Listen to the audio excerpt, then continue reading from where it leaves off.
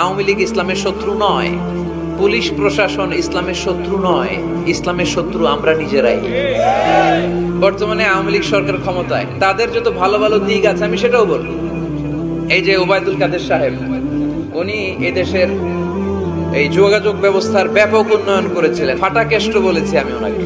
গত কয়েকদিন ধরে কিছু প্রোগ্রামে আমি জয়েন করছি, আপনারা জানেন আমি মালয়েশিয়াতে ছিলাম, এসে এই প্রোগ্রামগুলোতে জয়েন করছি। আবার কিছু প্রোগ্রামে অংশগ্রহণ করার সুযোগ আমার হয়নি।